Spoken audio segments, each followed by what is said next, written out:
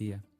Every conversation can and will elevate you. It's where real talk meets real growth. Welcome back to Level Up. Today's episode is a strong one because I'm joined by someone who has spent more than 2 decades in the intersection of travel, hospitality, MICE, innovation, commercialization, and now AI. My guest is Michael Cohen, managing partner at Gain, where he advises startups, scale-ups, and enterprise players across travel and hospitality on growth, go-to-market, and commercial strategy. He's also built a reputation as a keynote speaker, advisor, and someone who really understands how to connect innovation to real business value. Michael, welcome to the show. Thanks for having me. I really appreciate it. It's really good to have you today, and I wanna start here because this immediately caught my attention. You have been talking a lot about this idea of no-man executive, and there's also this recent recognition you got, I think 2 weeks ago, and the visibility around that global borderless way of operating.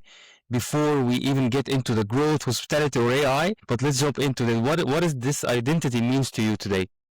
Well, a couple of things is, and what's wonderful, the Nomad Executive platform, lifestyle, travel cohort, not only is it very advantageous for people like myself who are the right kind of careers, but from a lot, you can live borderless, where they're still leading, growing.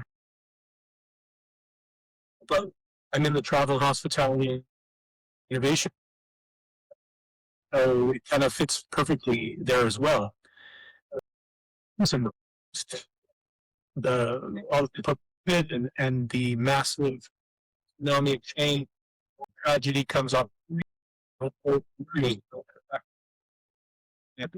from home became normalized, and many watching this podcast have to think.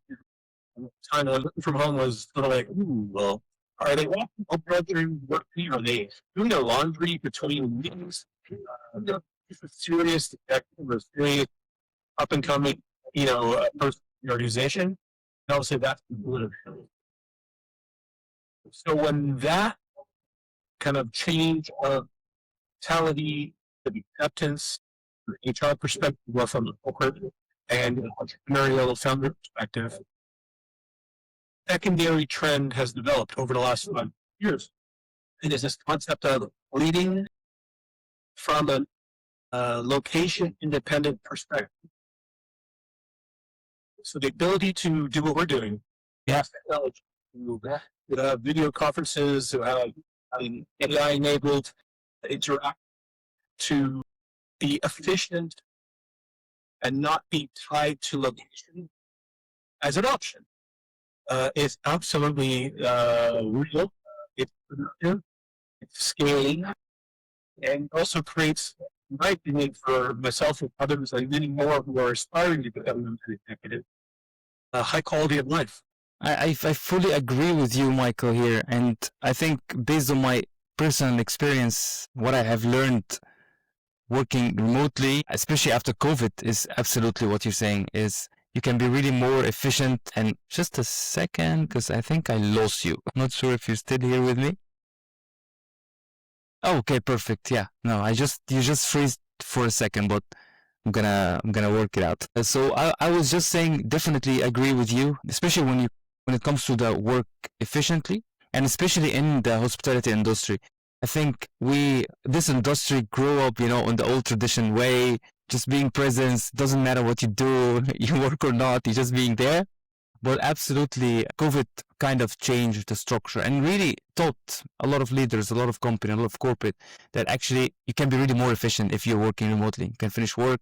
And I think personally, more importantly as well, is that life-work balance is really something that you can do when you're nomad. You can work from anywhere. You can still do your personal activities. You can but still being even better and more efficient than if you go into the office. So I fully agree with you. And congratulations, by the way, for the recent. Let's take the next step here, just briefly. The next level, again, optional. Next level is that it's not simply about working from home; it's about working from. Yeah, I agree. I fully agree.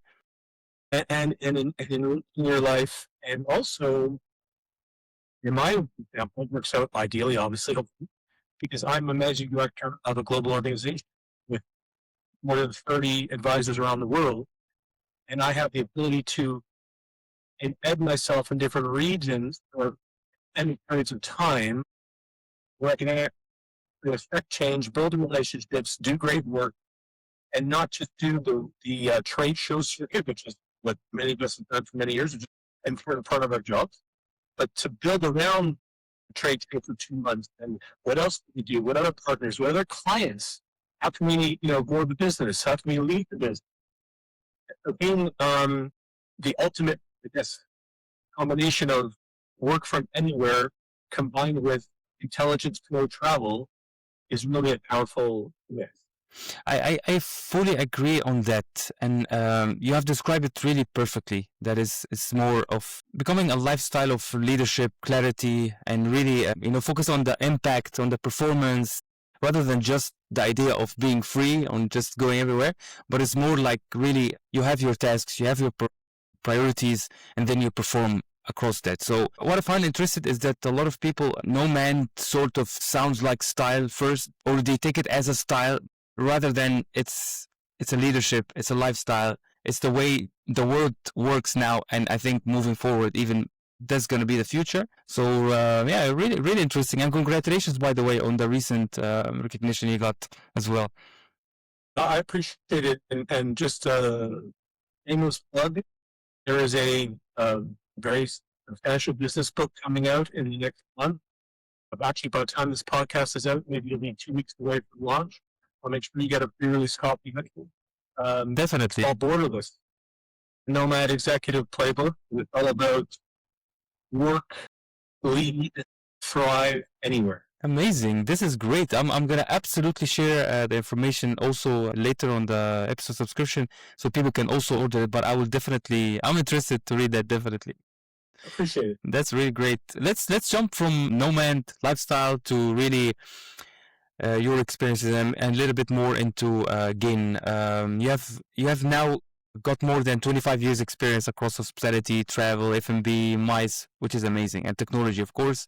When you look back across all those years, what patterns do you think still separate the business that grow from the business that stay in the same sort of space and not really scaling up?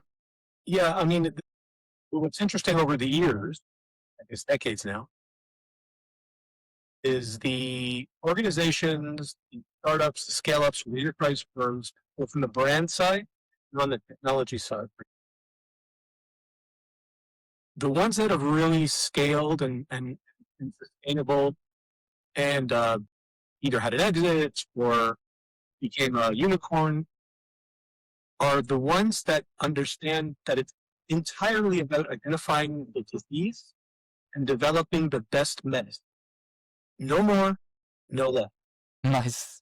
So there's incredible complexity, incredible sophistication, there's incredible market research, there's very important business strategy, there's execution, but it's ultimately about following these and being the leader in executing on whatever the medicine is. It could be proprietary IP, being sophisticated managed service process. It could be the right combination of people, because business is about people. It's not about technology. It's not about revenue. It's about people, which is a cliche that many of us say, and hopefully most of us live by. I agree. I fully agree. And I find it really interesting how you look into the issue is really finding the root and trying to start from there, because of course in many cases and many experiences that you're just actually dealing with the problem more than dealing with the cause of the problem or the issue, why this is happening. And that's definitely coming from the people, and I fully agree with you. My question is, do you really find the biggest issue is normally in the product or in the positioning of a certain product, or let's say the leadership or the marketing strategy? What do you actually find majority of cases that you're working on? Well, listen, there's the building blocks that are building blocks forever, which is you need to have a compelling offering. You need to have a defensible moat. Obviously, you have to create a some level of ARR or revenue or hardware sales with a reasonable margin to sustain the business. You're not constantly in fundraising mode all the time. I'm talking about even large enterprises who need to deal with debt or need to constantly be reinvented or maybe acquired by a large organization or private equity. There's lots of paths to success. But the key is how you replicate the success, how you make it automated to a point, how you make it straightforward for others in the organization to execute on the original vision, concept, and ideation that was successfully executed. How do you amplify execution at the highest level? Gain, from our corporate perspective, what we do for our clients in the hotel industry and the hospitality technology industry, and also with the money, because we work with private equity and venture capital on their investments, is entirely about amplification. Yeah. I'm jumping ahead to a potential question at the end is one word about things. Yeah. The word will be amplification. That's really good and precise, direct to the point. So I love that.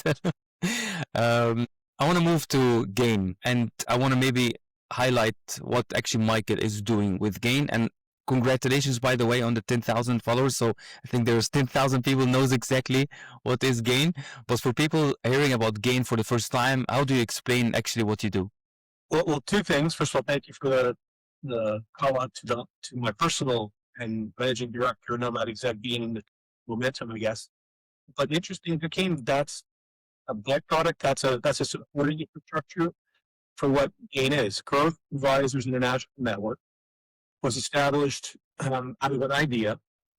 David Malilly, very well known as the Modern Hotelier podcast and former CEO of multiple hospitality technology companies, a good friend of mine, and we had this concept post-COVID to put the Beatles together, to put great people in mid to senior level positions who were in a advisory aspiration, were advisors.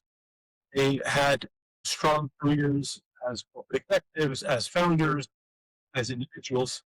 They were affecting change and work as individual leaders.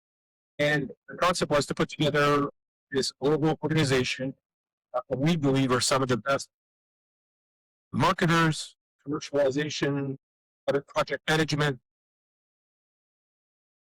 C-suite fractional leadership type into a law firm, accounting firm, meaning a simple, elegant structure, partners, associates, a simple, elegant structure to bring great people together to collaborate on challenges and opportunities of our client base, hotel brands, hospitality, technology, innovation companies, and the money.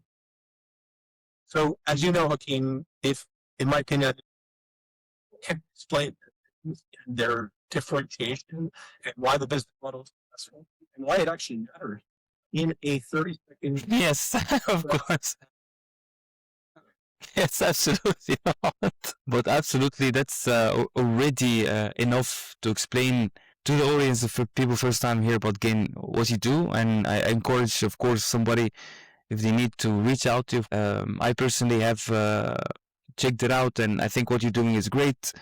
And I think is what I really like most about your ambition and your direction is the structure. So if it feels like of leadership, the new way of working, I would say, especially when it comes to Nomad, like we spoke earlier, and the way you look into the business, like you're looking into the root of the problem, and it's spread across the whole organization. And of course, that gives, again, it's difficult to speak it in 30 seconds or even in 30 minutes in the podcast, but that already gives a lot of value, I think, to a lot of companies nowadays who's looking for flexibility, who's looking for people to understand, exactly what is the problem. You've been in the market for decades, of course, so that gives also a lot of experience, a lot of value, a lot of stories, a lot of things that you can really make it work for other companies or founders or businesses. So thank you for the the answer. I think is definitely great.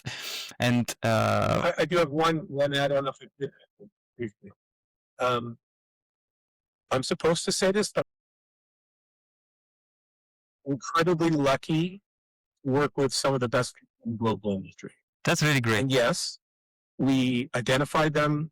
Some of them were friends, business associates. Some of them we never met before, but we were recommended or identified them as really impactful leaders in their discipline within the travel and hospitality industry. And the last thing that's important is some of what we do and what others do in our space, in commercialization and growth and education, technology and brand, it is building block, but it's how you, there's a recipe of success, but it's how you fine tune the recipe. How much butter, how much milk, how much yeast, what temperature is the oven to build to make the bread. That's where there's a proprietary level of muscle memory and scar tissue that other companies don't need to go through potentially as well, because we've done it in many scenarios, both as corporate executives multiple times and as founders multiple times. That's amazing, and it got me in my head. Like, of course, something I would love to learn about. The most important you're being is building blocks, because this is definitely how business is. There's a lot of blocks that sometimes is missing, or sometimes you're missing something, or sometimes the structure doesn't work, so you try something different. But what does success means to gain for you and your clients? Is it achievable revenue? Is it marketing positioning, or what is it? Well, interesting to answer that. It's not the same for everyone. What I mean is, it depends on what stage their growth or execution that we interact. So obviously we work with startups, scale up, very different type of energy. You're looking to jumpstart. You're looking to minimize mistakes. Looking to maximize the opportunity they have with this very powerful proprietary technology, or their timing and market, or just the main marks of the founder. The other side of the coin, so we work with local unicorns that everybody knows, and they're an entirely different age or state. What they're looking for continued application, the most efficient way to grow their base.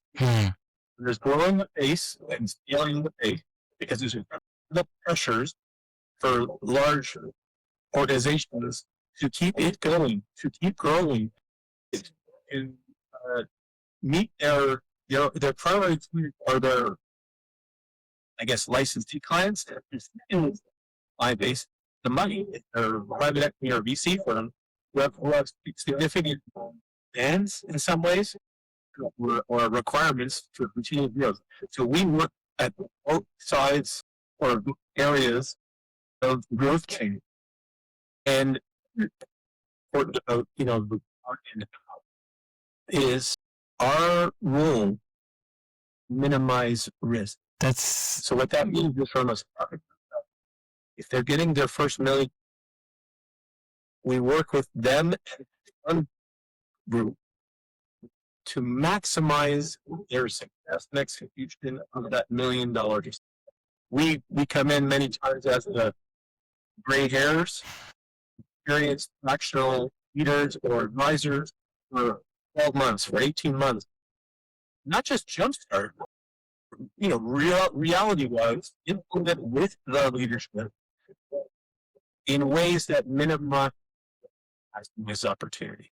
The other end of the spectrum, you have to be super efficient and respectful investment that these large enterprises are making in general, and we're proud of that.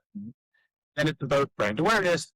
It's about their deeper relationship with large client organizations. Like, how did you get amplification in a secondary way, and just they should hiring more staff? Brilliant. And I think it's interesting how you look at the winning or success for every company, and absolutely something to learn from myself, of course. So it's really good to hear. The next sort of area, I want to jump in. I'm really excited the whole podcast to come there. It's about, of course, close segment to both of us, hospitality, and I wanna really jump a little bit into the innovation, what's real, what is hype, because of course there are thousand things can come. You've been around long enough to see many waves of changes or trends in that hospitality sector. Every few years, hospitality gets excited about a new thing: metaverse, personalization, automation, loyalty, tech, and the list is so big. But from your perspective, how do you tell the difference between a trend that will actually change the industry and a trend that just creates a noise for a certain time? Well, the wonderful thing about our industry globally, and the most challenging thing about our industry globally, is that hospitality is hard. Yes, it is. It's not for the faint of heart. Vertical industry globally. So why do I set that as a platform for this part of the conversation? Hospitality is where innovation goes to die. I agree. Hospitality historically, but not so much maybe, historically has been one of the last sort of countries that actually adopts innovation. Traditionally, it's been conservative. Traditionally, it's been last in. And I'm talking about way back when people in their homes had far more robust internet experiences than they did. Yes. Which I know sounds like a million years ago, but it's only 24 years ago. Yeah. That's true. It was such a massive tsunami of change, and I and many others were deeply involved in that transition to bring that kind of experience into hotel rooms, for example. Technology and infrastructure is one of the milestone technological advances of the last 100 years. So, and we could talk about this because we're leading to AI, of course. Yeah. The other important side of this in regard to hospitality and what is hype and what is not, is it's all relative. I'll give you a perfect example. Metaverse. So I'm going to let that sit for a second. And everyone who's watching go, oh, here we go. Metaverse. Absolutely miss by the industry, not our about the technology industry, yet it's still a viable technology that has not generated the revenue at the macro level or the engagement at the macro levels that Meta, others wanted. But I'll tell you today, as a perfect example, in hospitality, travel and hospitality, restaurant industry, like immersive training of staff is by far the most effective training tool for retention, for quality staff. That technology wouldn't exist if the big wasn't played by large organizations, part of hospitality organizations, and many startups. Some are here still, but many are not. Think about hype. I'm not even get into the whole, the scale and the whole kind of what's the word? The traditional timing of hype when it's post-hype. The reality is bicycles were hype until they weren't. Yeah. Computers were hype until they weren't. People thought that radio would never be set television. I mean, I'm bringing up the old beauty. That's so true. It is. So some hype is hype. But most will find their home just may not be the global phenomenon where everyone has a VR headset in their home, where every hotel has automated processes or they've delivered the best data platforms. What happens is some of it becomes generic and embedded in what's called our industry as the norm. Some will always be specialized or sort of like a little esoteric, incredibly powerful for the right execution. Hype becomes limited, but very, very important. Or many times it becomes a generic success, like a foundation. Yeah. Yes, absolutely. I agree with this. And being in that segment for a while now, I fully agree with you.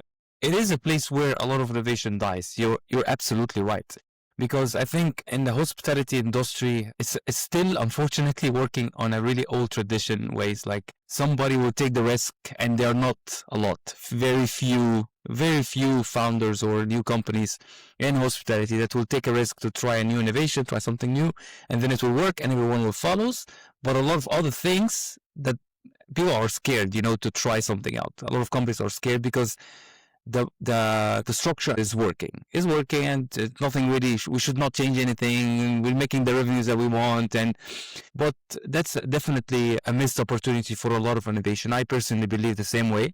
And of course, especially to an AI and technology that we're living, and we're going to come in a moment to that, I think we're not really using, and when I say we, the industry, the hospitality industry, we're not really using the technology that is out there, that we should really use to enhance, the guest experience, reduce the admin work that still exists until this moment in hospitality, which is absolutely something I'm always against. The amount of wasted time filling up reports, just sitting on the computer, which something that AI can actually do right now.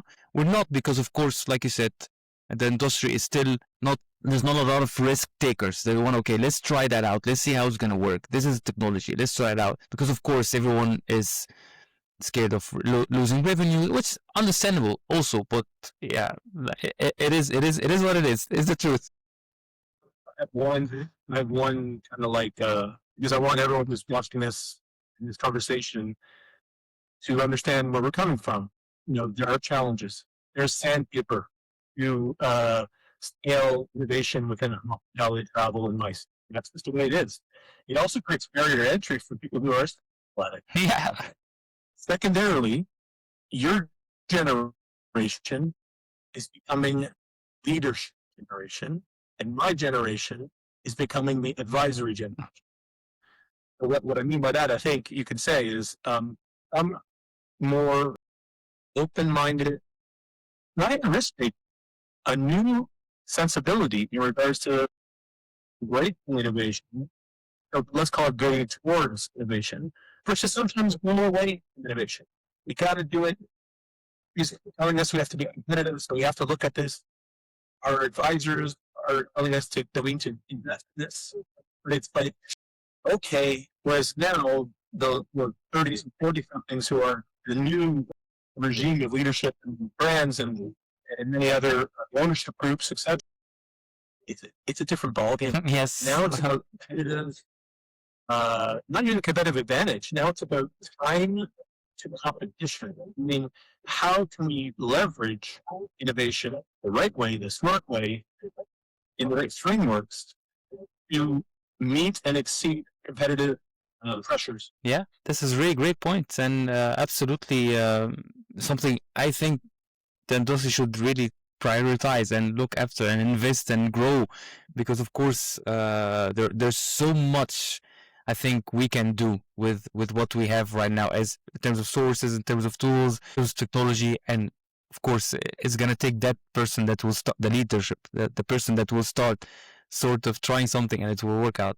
So it's a nice transition to my next or the next segment.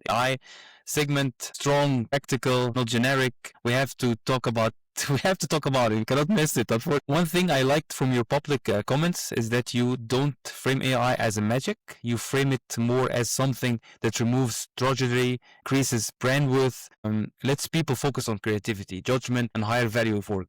Let's make this clear. I wanna talk more about this. Or I have spoke on or implementing with some of our startup and scale up clients who are AI for hospitality first type organizations like Bentley and others. This is like what I talk about is not special to me. I believe it's special to open-minded, challenge forward, future forward leadership in our global industry. There is this massive noise, inundation of information. We all need to move from ChatGPT to Cloud. Or we did Cloud, yeah? Yes. which is amazing, right? Think about that. When in the last 50 to 60 years was there a public forum like LinkedIn or Instagram or other that put pressure, positive or otherwise, on business people to learn of this in innovation and technology, implement right now in their personal lives, in their business lives, and make sure it's seamlessly integrated into their business operation? Yeah, never. So there again, back to the word from go away the philosophy. Neither is the right or wrong. They are just based on the emotional EQ of the person that's digesting all this. The fire hose is the fire. How an organization, the leadership of an organization interacts with the fire hose of AI is still massively important. That permeates the strategy, the energy of how the organization or the startup or the VC or the advisory firm digests, implements ideas into effects and execute more efficiently, more impactfully because of artificial intelligence. That's brilliant and just free advices right there on spot. So really great. Where is AI generally useful right now, in your opinion, based on your experience, of course? And where do you think some companies like kind of forcing it back to what you're saying, or is it naturally a process where really understanding that's the needs of the business? Let's do it. What do you think about that? Well, I think there's three ways to look at it. There is through the eyes of the client base. Let's call it, in our world, travel and hotel companies, entities, ownership groups. There is the legacy player, and there's the startups and scale-ups and more innovative, recently, scaled companies. Like any other technology, this is one is far more.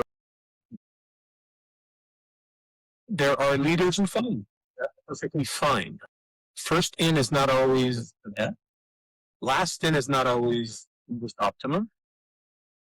But it has to be strained into the successful strategy, product framework, client base requirement of where the company is. But from a client perspective, who's working and executing with their staff, either front of the house, back of the house, corporate, financial, etc., operations, or on the other side, which is the companies that are either adding layers of artificial intelligence and features and functions to their existing established successful platforms, or the net new. This is the next wave of Salesforce.com type companies who have aspirations to be, a unicorn delivering AI enablement across all sectors and all touch points of travel and hospitality. So it's different, but the same, meaning that the train has left the station and you can't just run after it. Literally, in my opinion, cliche now, most cliche truths. The cliche that AI is eliminating the drudgery, open up bandwidth and capacity for staff, operations, connected to do more. That's my life request. Still think I'm doing more. Not loss, constriction. No, just an opportunity to do the same. You can free up the intellectual power and a wide range of field level, regional, HQ staff, executives, and workers to do better, do more profitable, to do things that are more effective and engaging, which in turn helps with marketing, in turn helps with client guest services, helps with guest experience. In my opinion, and often not the only one, when you lean into intelligence in an intelligent way, which sounds like oxymoron, but when you do it intelligently, artificial intelligence is the design, selection, execution, and then rework of it, and then final execution, let's say for a year or 2 years, is the intelligence that's required to truly thrive under intelligence. Human intelligence, selective intelligence, planning, prioritization, openness, listening, and then how the organization, small, medium, or work, builds into their overall business processes, to the overall offering, to the overall R&D cycle, to the overall forecasting scenario, how they take care of their customers, how they grow their brand.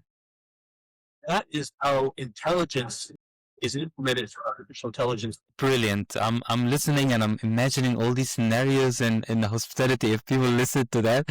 But I love your opinion and your perspective that it's not about doing more with less, but doing more with the same. I love that. And I love the fact that also you are taking it, as a friend, as someone that makes you become better in whatever you do. And obviously, it's something that we should all adhere and follow because I think that, like you said, the train is going. It's not going to stop. It's either you jump on the train or it's going to lift you. And of course, with AI and technology, there's no way we're going to go back. There's no way you're not going to be using. Let me be clear. I mean, Hakeem, I am a Canadian. I play an American on television. Okay. We're nice people, and sometimes we don't always say the hard truth. That's good. But let me say this. Anyone in corporate business, entrepreneurial endeavors, investment, if you have been holding back, if you still feel that this is something in some way, I don't know, trepidation, you're not fully leaning into it intelligently you're analyzing how AI will affect you, will affect the company, or affect your clients, you're gonna lose. You're not gonna be around in 10 years. Absolutely right. 100% black and white. So this is not a choice. Sorry. It is. This is a level of commitment that people will choose how they implement it intelligently and hopefully positively in their lives. By the way, my opportunity as a Nomad executive is incredibly amplified, incredibly streamlined because of artificial intelligence. Yes, correct. My ability to research, my ability to make choices, my ability to be efficient, how I invest my personal food, and how I align my bandwidth personally and corporately or business-wise is entirely enhanced by the AI tools that are available. Absolutely. I agree with you. And everything, like I do, like this podcast, for example, the tool I use and everything. Absolutely. It's the way to go. And there's no other way, unfortunately. It's only that way. So it's better start thinking in business or in personal how you want to make sure to use it in the best ways that can benefit your personal story, your personal needs in the business or whatever you're doing. So what's interesting is that your world is very digital, very tech enabled, very future facing, but at the same time, your success clearly comes from relationships, trust, credibility, and network. So in this era where we live in, technology, AI, automation, all of these, what still remains deeply human in growth, in your opinion? Well, trust is everything. And I've worked hard and I've surrounded myself with smarter people than me and good people to create an organization again that you do our best to deliver and execute and earn the trust or expand the trust. We're human. I'm human. There's people who are watching the podcast perhaps who go, oh, Michael. They may have a different opinion. This is life. And you're living for 25, 30 years. There's going to be some on the edges, mistakes they made or decisions that people weren't happy with. But ultimately, nobody can be in this industry, I don't care, 25 years. I'm talking about 5 years. If they haven't established some level of trust and positive energy, this is super important to me and to many of them. The key in business and in life is when you wake up in the morning, are you motivated by positive energy or are you motivated by negative energy? there's lots of successful people who are motivated by negative energy, but they don't really have a great network of folks who will have their back, who will support them when things aren't going well, maybe who'll just open the door when asked. And I think that's, such a huge part of my growth as a business person is I believe, I do my best to create some level of trust, to create positive energy, support others as they support me. So it is the soft side of, but the soft side of the business is as important, if not more important, than the other part. Yeah. So when you walk through a trade show, or you're speaker at a conference, you're invited to a corporate event, or you are an online opportunity, or you're a podcast guest, hopefully, of hard work, because of positive energy, because of supporting others, you have a nice foundation, a nice platform to execute your business and your life. You're absolutely That's right. and I continue to do my best. I'm not going anywhere. I love this industry. I love it. That's really, really nice. I love it. And if you know me enough, that's my life kind of mottos, like waking up in the morning, try to look at the positive things, and try to help somebody, because that's the root, that's the foundation, and then everything else will follow the same energy. So I'm glad you're bringing this up. We're moving into the last part. Absolutely interesting conversation. I feel like we can talk forever, but the last part is really, yeah, really, really interesting. I'm gonna ask you a few questions. We don't really need to jump in details, but just one word or two words, you can answer that. It's like a rapid fire questions part. Let's start with this. One mistake you see too often in go-to market.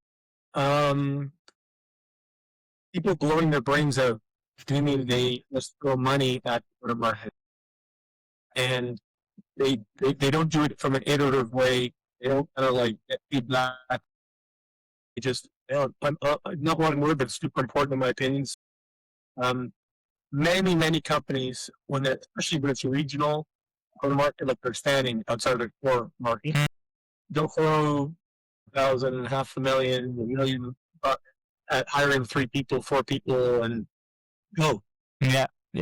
No alignment between sales and marketing, no real traction, relationships in the region, etc.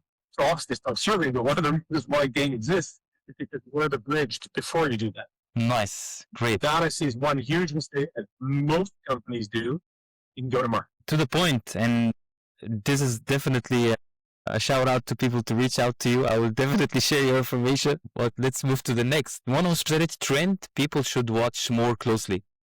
Yeah, this one, there's a lot. I'm going to zero down on this. It's not about the amenities. It's not about the architecture. 150% about the experience. And people need to watch that more closely. I don't care if you're a limited service brand or a development company that's deploying, a robotic waiter. It's all about the experience. And because travel is now the experiential opportunity for most people in the world, many people in the Western world and in first world countries, this is their discretionary income now. They're not buying the fancy cars. They're not buying the big house. They're going to spend $20,000 a year in travel. Yes. That has to be the myopic focus of all hospitality leadership and all other people moving forward. I'm in love with your answer, especially when it comes to thinking of a trend, not specific material, tool, or like you said, not the architect or not the amenity, but it's the experience, because this whole segment or sector industry works on that route. So thank you. One word you want people to associate with Gain. Amplification. Intelligent amplification. Nice. 2 words. Nice. And one word you want people to associate with Michael Cohen. Interesting. I agree. You are definitely an interesting individual and a leader, and I love the conversation. And last question, the famous of the podcast. What does level up means to you? It can be personally, it can be business-wise, doesn't matter. What does level up mean to me? Well, just interestingly, from the business perspective, after we launched Gain Advisors, and we traction associated with some great people around the world, we get elected from unicorns and some great startups and everything else. We saw that the kind of initial transition or initial experiment of this game value does it have a place in industry? It kind of plateaued, and we said this year, which would have been 2025, it's all about leveling up and leaning in. That was literally our corporate mantra. I love that. So you can tell that I identify with leveling in. Definitely. And what we believe, and I believe, is it's not just about focus, it's about choices. To level up is to choose how you prioritize your bandwidth and what is your focus and brand and plan.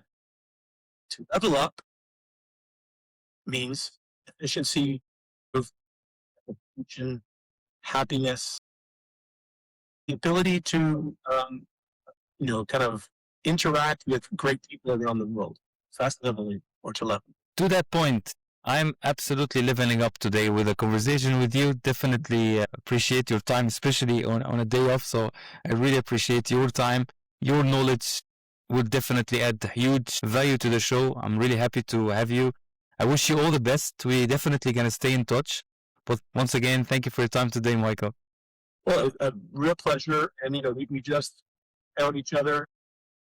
Thank you to Zoe. Yes. Rick, shout out to Zoe, definitely. Well, thank you, Zoe. Who's a very valued Gain Advisor as well. Absolutely. I have to say, these conversations and more of them are what's important. Forget what I said. I'm not saying that I did well or whatever. I'm saying the ability to have these types of conversations that aren't just product specific or aren't just business specific, but they're a little more about you and about style and process and philosophy, a term that you don't hear about anymore. You're right. I really appreciate that opportunity and well done. You're right. Thank you. No, absolutely my vision of that show. I feel these conversations, like you said, are really missing. We, as people who are working in the hardest industry, in my opinion, one of the hardest industries, are too busy with all the problems and issues, but we don't talk. We don't really come out on a platform and speak out, And I think that's the goal of my show, is actually to share real experiences. I always talked about real experiences because I feel that a lot of people can learn from that, because we deal with some of the most challenging, emotional, conversational, commercial, strategic, whatever in that industry. And I wanted to bring all these conversations and experiences out there. So thank you for being part of the show, and I appreciate your time. I look forward to it and look forward to meeting in person as well. Thank you, same here. If you're ever in the Netherlands, shout out. And if I'm ever, wherever you are, I would shout out as well. Thank you, Michael. Have a good day. Enjoy the sunny weather today. You too. Happy Easter. Yeah. Every conversation can and will elevate you. It's where real talk meets real